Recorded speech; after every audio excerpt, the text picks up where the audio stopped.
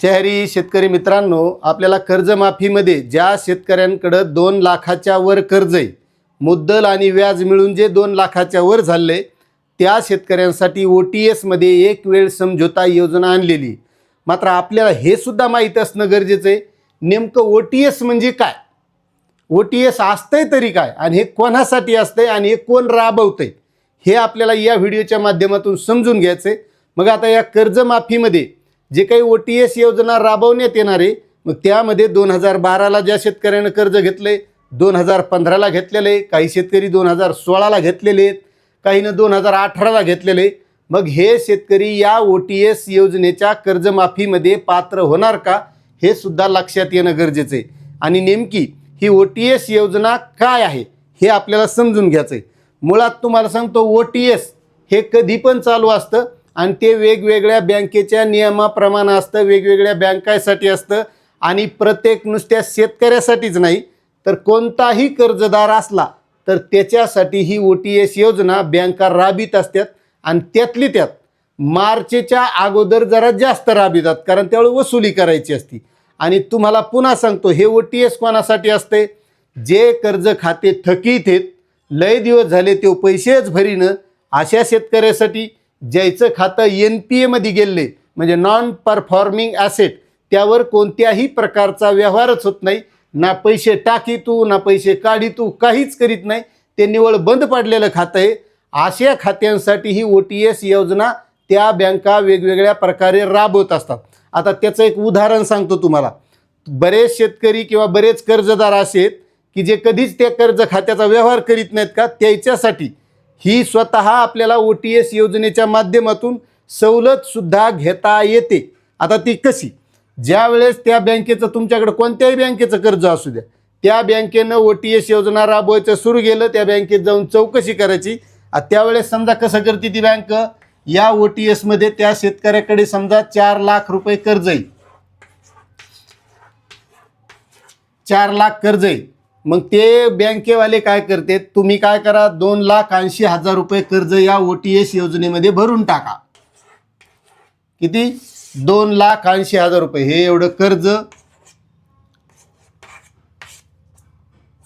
आणि त्यानंतर भरणा एवढा,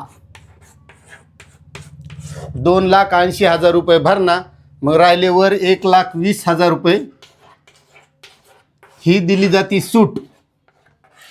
त्या बँकेकडून ही सूट दिली जाती, किंवा एरही माणूस हा पैसे भरीत नाही, याच्यावर व्यवहार करीत नाही, म्हणजे पुन्हा कर्जही घेत नाही आणि जमाही करीत नाही, त्याच्यापेक्षा याला एकदाच वन टाइम सेटलमेंट, एक वेळ समझोता याच्या संग करून टाकू, आणि तो केल्याच्या नंतर 1,20,000ची सूट भेटती, 2,80,000 भरायचे आणि 4 लाखाचं खातं ते बंद करून टाकतात आणि त्याला सेटल्ड अकाउंट असं केलं जाते।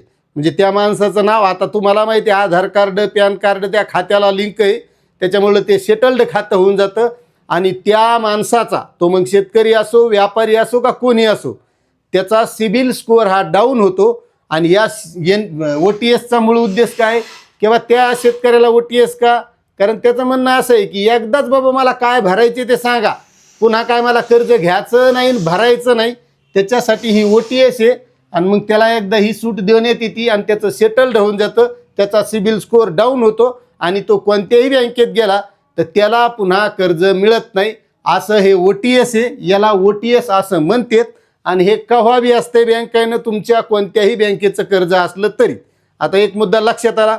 आणि आता सध्या जे कर्जमाफीमध्ये OTS आहे, तर त्या OTSचा प्रकार असा आहे, सरकार आणि बँक दोघं मिळून ही OTS योजना राबवलीत। आता यामध्ये काय केलंय त्यांनी, फिक्स अगोदर तुमचं कर्ज 4 लाख असू, तुमचं कर्ज 5 लाख असू का 10 लाख असू का 2.5 लाख असू, तुमच्यासाठी या OTS योजनेमध्ये 2 लाख रुपयांची सेटलमेंट म्हणजे कर्जमाफी दिलेली। म्हणजे 2 लाख रुपये तुमचे कर्ज माफी फिक्स आहे, वरची जी काही रक्कम असेल ती रक्कम तुम्हाला भरावी लागणार आहे। समजा एखाद्या शेतकऱ्याकडं या OTS मध्ये 3,80,000 रुपये कर्ज आहे, 3,80,000 रुपये कर्ज आहे, म्हणजे 1,80,000 रुपये त्या शेतकऱ्याला भरावे लागणार आहेत। हे कर्ज आहे 3,80,000, त्याचा भरणा त्या शेतकऱ्याला 1,80,000चा भरणा आणि 2 लाख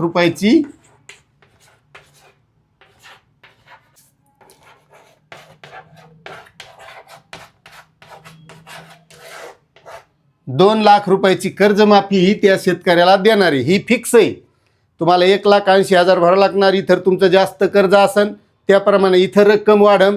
तुमची ही रक्कम फिक्स राहणार आहे. 2 लाख रुपयाचीच कर्जमाफी या OTS योजनेमध्ये मिळणार आहे.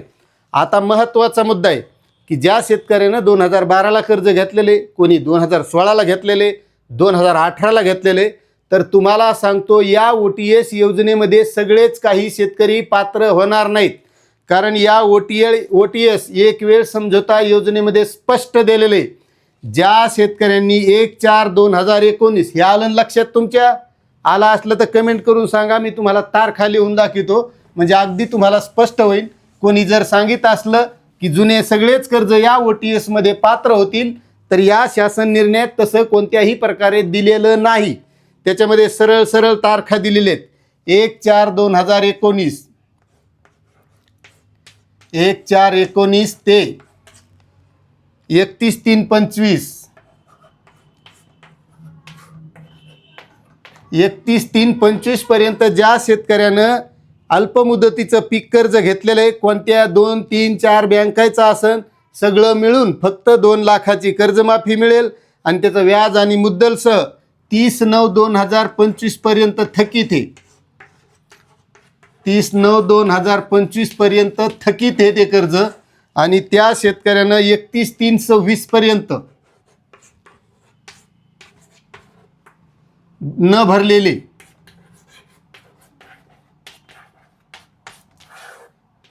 31/3/26 पर्यंत भरलेलं नाही पाहिजे.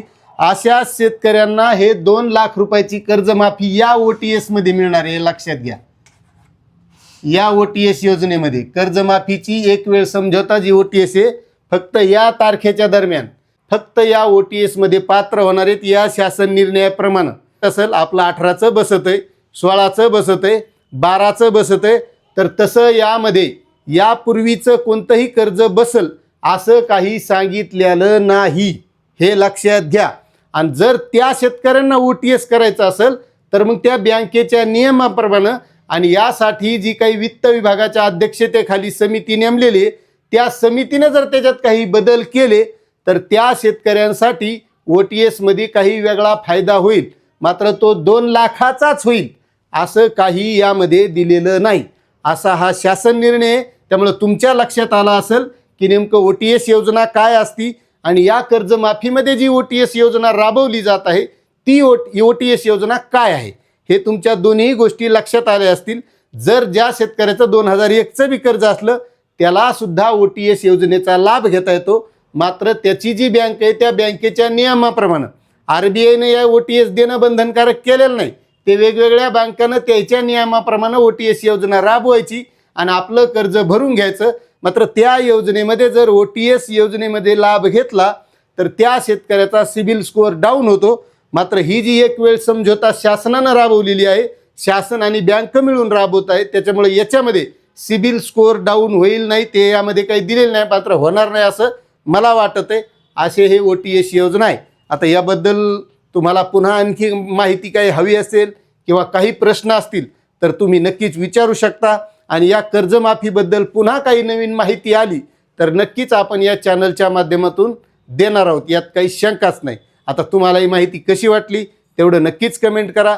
चॅनलवर नवीन असाल तर सबस्क्राईब करा आणि जास्तीत जास्त शेतकऱ्यांना खेड्यापाड्यातल्या शेअर करा, कारण त्यांना बऱ्याच गोष्टी आणखी लक्षात आलेल्या नाहीत. बाकी जय जवान जय किसान.